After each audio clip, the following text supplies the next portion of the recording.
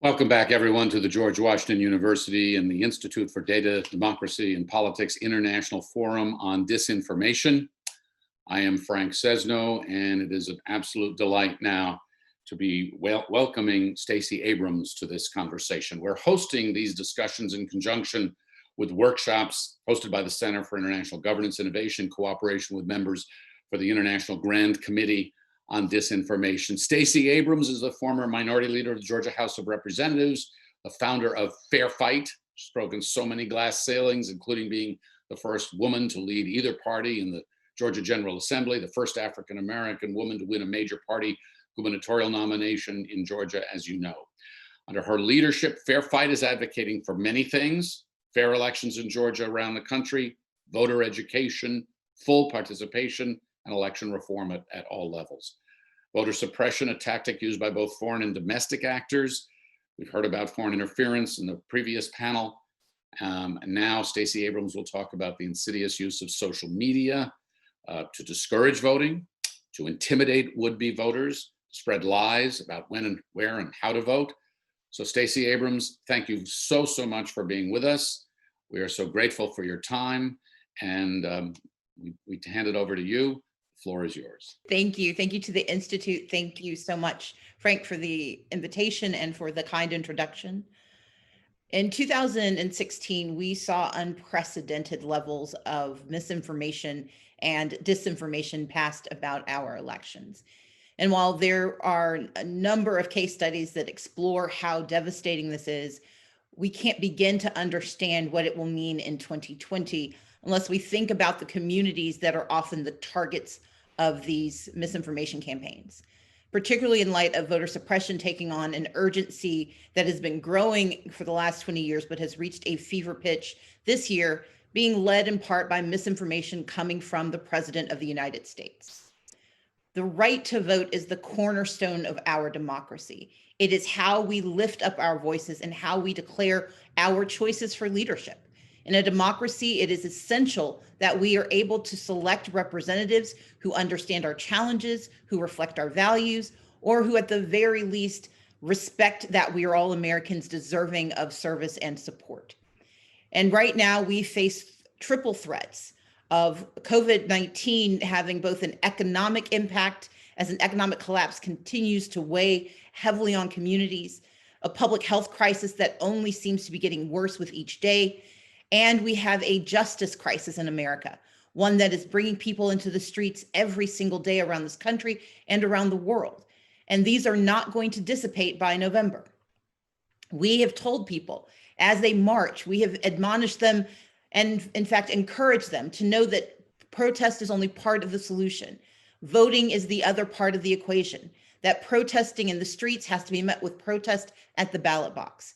We know that those who are facing COVID-19, their communities, their neighborhoods, their families, and their states are going to require a resurrection and a recovery that we have not seen before, given the unprecedented economic collapse and the seemingly relentless pursuit of, unfortunately, a lack of actual response from the White House and from our federal administration. And so into this vacuum, we walk democracy, knowing that the 2020 elections are going to set the table for what recovery looks like, what justice looks like, and what the next decade, the next century looks like. We also have to add to that conversation the 2020 census. And the census, while often seen as a separate component to how our democracy operates, is an essential component in the 2020 elections, because let's be clear, we're not simply running the 2016 redo of an election. We're also running a redo of the 2010 election, an election that transformed the face of this country, because it is when we reapportion our congressional representation, and it's when we actually start to redraw the political lines that govern voting for a decade. And so we have to not only talk about the issues of misinformation through social media about voter suppression, we have to think about what it means for good information about the census. And unfortunately, from the top of the ticket, from the top of our government, we have seen misinformation campaigns that have crippled and undermined two vital parts of our democracy. But sadly, that information, that misinformation, has been allowed to run amok by Facebook and by other social media platforms. We have seen small steps in recent days and in recent months, tagging and flagging things as possibly being untrue. But what we have to remember is that we have so many new people entering this conversation, folks who did not see themselves as active voters in 2016, people who thought that they had good information in 2016, only to discover the morning after, on November 7th, that they had been misled. And we need to understand that these voters get most of their information, not only about elections, but about daily life in America from social media platforms. Therefore, it is incumbent upon social media to take responsibility for the authority they do control and the authority they wield. We know that just recently, Mark Zuckerberg announced that they intended to make a better stand and to do better by the people, especially when it comes to issues of race, that they have pledged to respond to the Stop Hate for Profit campaign. Sadly, though, it was 11 minutes of pablum with very little action. Because as long as information continues to flow without context and certainly without truth, it is not going to solve the problem. And yes, there's been the acknowledgement that they'll spend the last 72 hours making sure bad information doesn't get through. But in the era of COVID-19, across the country, voting starts almost 40 to 60 days ahead of Election Day. 72 hours cannot solve the problem when you have vote by mail sweeping the country, because it is the safest and most accessible way of voting. And so the decisions being made are being made based on information that is out today, out tomorrow, and waiting until 3 days before the election to finally take action is useless. But we also have to understand that it's not simply about bad information about the elections themselves, it's about the issues that are driving those elections. So misinformation about protest, misinformation about climate action and climate denialism, misinformation about criminal justice reform, about police brutality. Those issues have to be met in this moment with accurate information. We must hold social media platforms responsible because they are the single most effective conduit of information to some of the most vulnerable and least resilient voices in our democracy. Because communities that are often new to the process turn to social media for their information, misinformation has the death knell effect on their actual and active participation in our democracy. From the benign or seemingly benign notion of giving wrong dates and wrong links to the more aggressive misinformation that lies and manipulates and tells people untruths about who they are and what they're permitted to do. We appreciate the small steps that have been made, but we as a nation must demand from social media that they meet this moment with the full might of their capacity. They are responsible for communication, and that communication must be accurate. And whether the purveyor is Russia or the president of the United States, the credibility of their organizations and the credibility of our democracy is at risk if they do not take action immediately. Frank, happy to answer any questions. Apologies, Ms. Abrams. It appears that Frank is actually having some technical difficulties at the moment. So I am the incoming director of the Institute for Data, Democracy, and Politics. My name is Rebecca Tromble, and I'll take over for just a moment until Frank is back with us. If I could start off by asking you to reflect on your experience running for office, and tell us a bit about how you've seen the landscape shift over time, particularly as it pertains to the disinformation that's being shared on social media platforms. How has it changed from your experience running for governor to what you're seeing today now as an advocate in this space? Well, when I ran for office the first time, it was 2006. Social media existed, but it was not an integral part of campaigning. In fact, I do not believe we had a conversation about digital ads. It was a question about how much mail we were going to send out. Fast forward to my campaign for governor 12 years later, and it was a very different landscape. We spent a great deal of time, attention, and resources using digital media as a way to share our information, particularly as a way to share voter education. Frank mentioned it at the top of the conversation, but voter education is a critical tool for democracy to work, particularly given how many new people are entering the process every single day. In the state of Georgia alone, since 2018, more than 750,000 new voters have registered for the first time in our state. And of that number, 45% are under the age of 30 and 49% are people of color. These are two communities that rely heavily on social media, not simply for communication across social platforms, but for their news and for the information they use to guide their daily lives.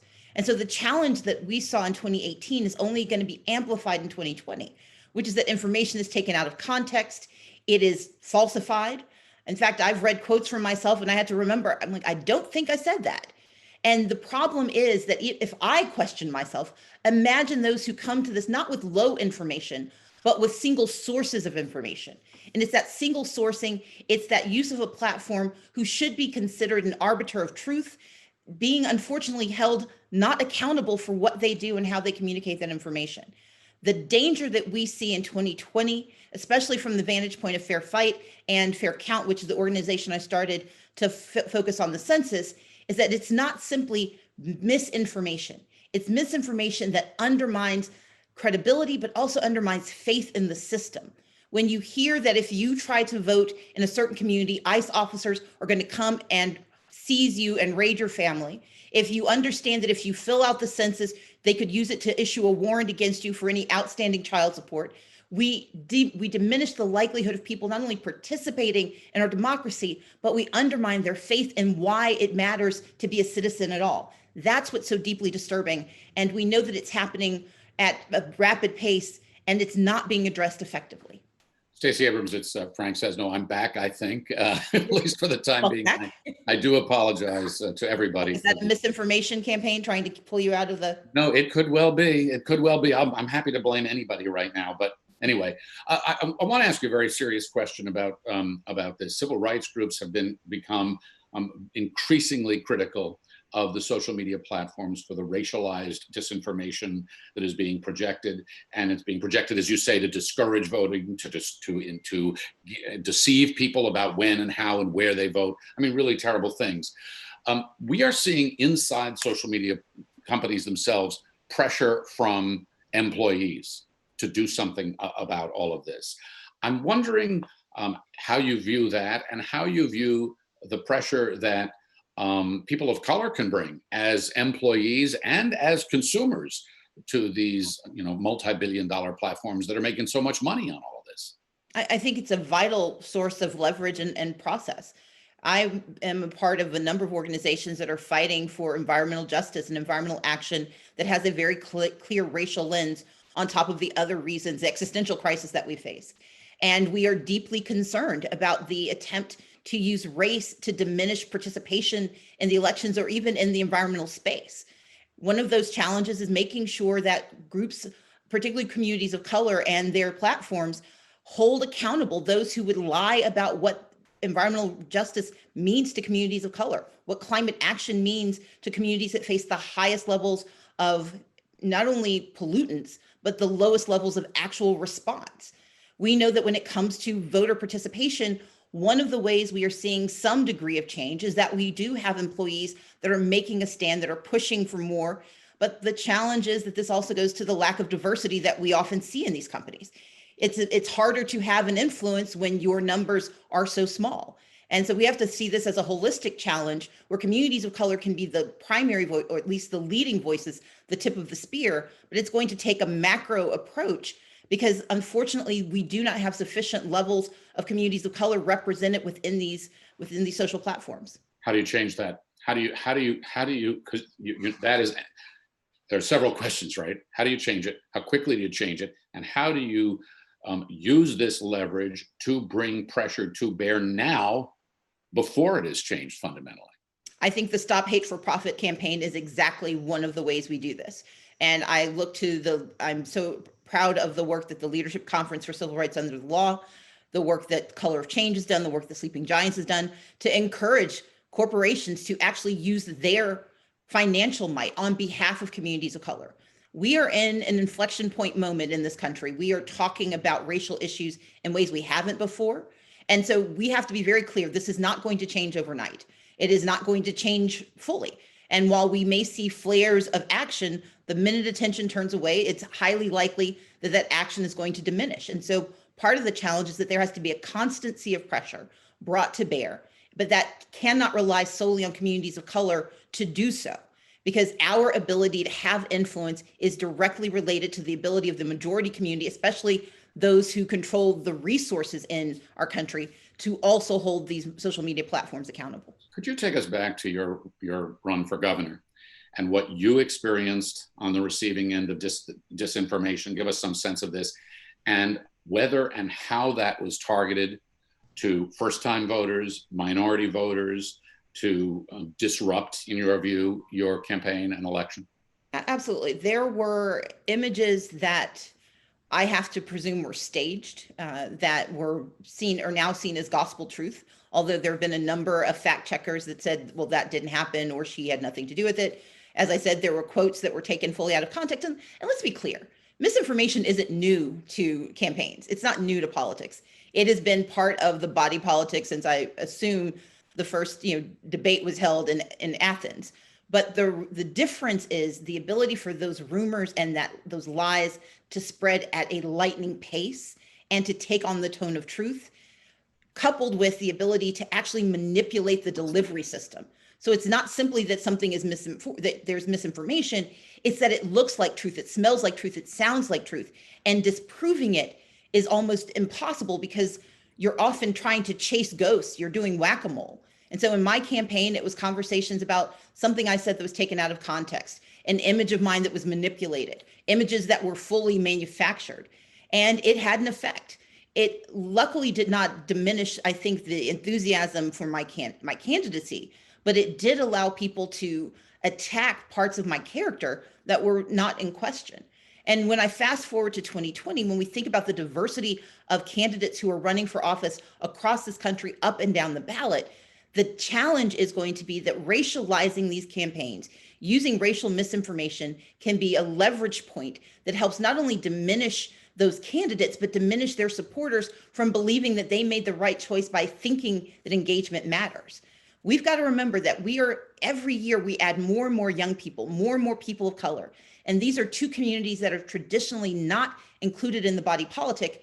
And because they get so much of their information from social media, the amplification effect, especially on the margins of elections, can transform the outcome. We need to look no further than what happened in Wisconsin and in Michigan in 2016, where thousands of voters in Detroit and Milwaukee could have transformed the outcome of those elections. Rebecca? Yes, Ms. Abrams, we've seen, especially in recent weeks, a lot of pressure, a lot of focus on Facebook in particular. The Stop Hate for Profit campaign has focused on Facebook, although now there's some talk of extending the attention to Twitter as well. However, one thing that Chairman Schiff mentioned in our previous panel was that Google tends to fly quite a bit below the radar. When we talk about election integrity issues, when we talk about voter suppression issues, and yet the Tech Transparency Project issued a report just this morning that noted that when American voters are searching for information on Google about how to vote, where to vote, when to vote, that Google is actually returning and pushing scam ads to them, that some of these advertisements are planting spyware and other malware, that some of the advertisements are claiming to charge fees to register, but they're doing so, right, they're obviously not actually registering these voters. I wonder if you could say a bit about where our attention should really be focusing. How is it that Google is sort of flying under the radar, and do we need to be spreading more attention across various social media platforms? So I'll start with the last part first. Of course, the attention needs to focus across the platforms, and a commensurate amount of attention should be given based on how many viewers, how many users we have. And so for the smaller platforms, while we should be concerned, our attention necessarily focuses on those who have the largest and most amplified effect on both information gathering and on misinformation sharing. I think the attention is focused on Facebook because of Mark Zuckerberg's very deliberate announcements that he intended not to play a role in actually policing the level of mendacity in the information that's being shared on his platform.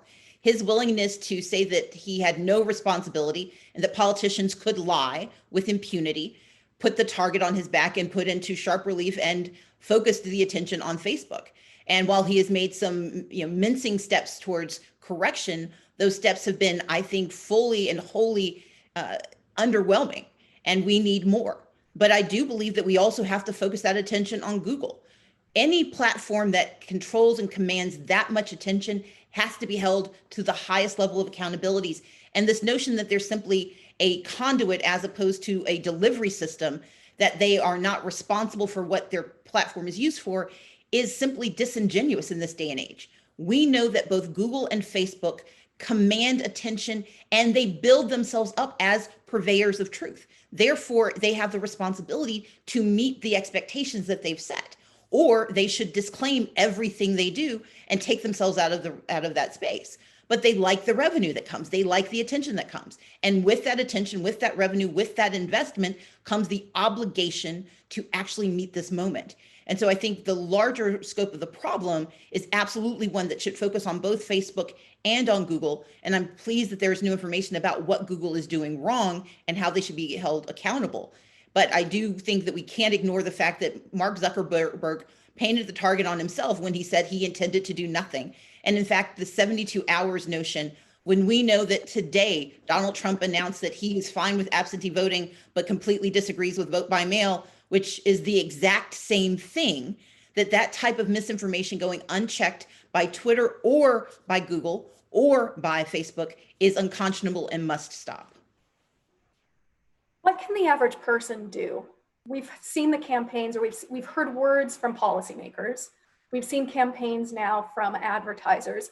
What would you suggest that the average American trying to pay attention to mis and disinformation, trying to understand how they can actually get to the polls and make a difference? What's the advice that you have for the average person who's trying to get it right and yet finds themselves awash in disinformation flowing from all of these platforms? So when I was growing up, my mother was a college librarian. She's a reference librarian by training. And what she taught us is that you always look for at least 3 sources of information and try to make sure they match, that you don't just trust one source.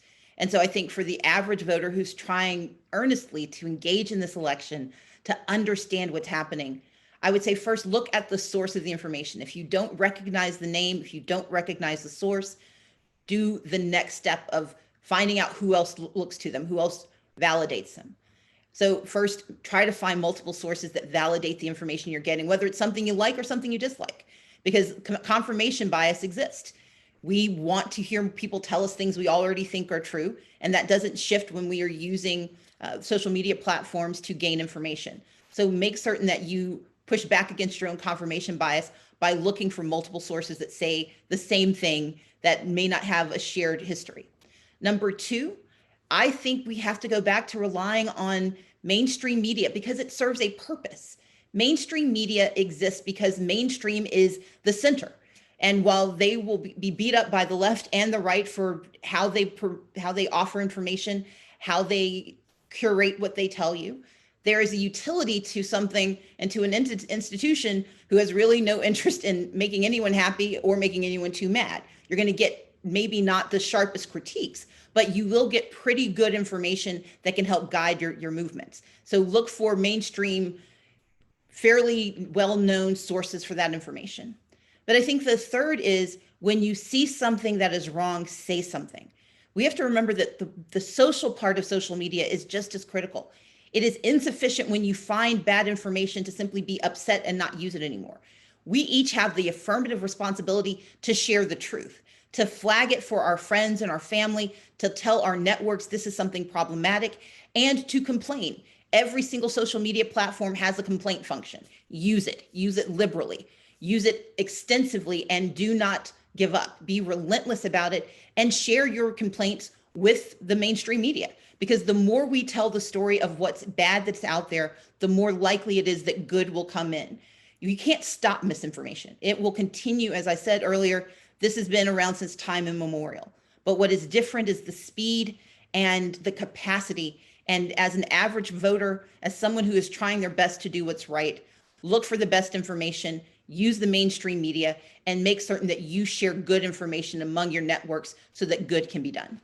I want to thank you for that. And I want to thank you for what you said about media and the idea that consumers need to be aware of the reliability of their information and that they can find reliable journalism that does that does not and should not come at it with an angle. That also puts more responsibility on mainstream media to actually be professional, careful, and transparent. Question for you about deepfake videos and what they do and how people should recognize that, and the role and the responsibility of the platforms in weeding those out, and also in navigating a tough line that some may say exists, say, between comedy and satire and actual deepfake, harmful, disinformation-driven videos. What are your thoughts on that? The fact that we know it is untrue means that we have to begin with the responsibility to flag it as untrue. There are those who would point to the War of the Worlds radio commentary and how effective it was, but it was also deeply dangerous. And that isn't to say that it shouldn't be possible, but there has to be responsibility. And so I believe if deep fake videos are made available, they should be flagged as such. We can marvel at the technology without being conned by the information. And because we know that people do not have the individual capacity to discern the difference between what is fake and what is real, given just how effective and how technologically superior these products have become, I do believe that we are in this middle space where until individuals have the increased capacity to discern truth from fiction on their own, it is the obligation of the purveyors of that information to flag that this is satire, to flag that this is comedy. It may undermine it in terms of the creator feeling that their art has been diminished. But when your art creates harm, there is a legitimate obligation. As someone who writes, someone who has published both fiction and nonfiction, I'm held accountable for what I say and what I do. I do a lot of research in my work, and my obligation is to meet the moment with, yes, entertainment, but to never let entertainment be taken as real news and real fact.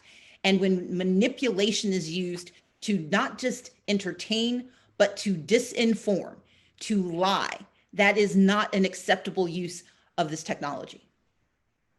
So let me ask my colleague Rebecca to ask you one last question, and I thank you very much for all your comments today. Absolutely.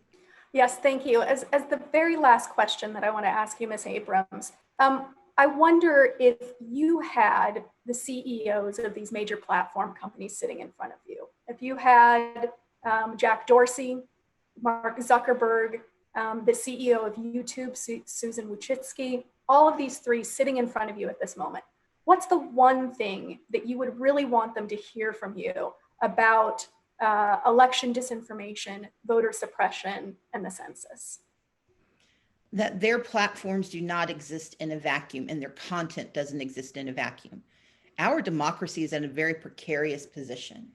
We know that we are in the midst of an authoritarian rise around the world that begins often with democracies that have fallen into the thrall of populist authoritarians, and that this is not ancient history, this is recent history. Look no further than Turkey, the Philippines, India, Hungary, what may or may not be happening in Poland, what we see happening in Brazil. And in this moment, the obligation is to the truth. We may choose as a nation to abandon our democracy, but that should be a choice made knowingly and with full information. And the only methods we have, the only bulwarks we have against this authoritarian rise is our ability to participate fully in our democracy. And that is undermined every moment. Disinformation disincentivizes, or worse, convinces people that their role as a citizen is not real. And when we add to that the responsibility of the census to not count every citizen, but to count every person in America, then we have to understand that we are not only wresting control away from the people who need it most, we are preparing our nation for a decade of loss. Because this is not simply about economic power or political power. It is about how we use each decade to plan our future. And a generation can be lost through misinformation. And so I would ask them to look to who they are and their context in the role of history, that it is more than simply about profit and more than about the number of participants.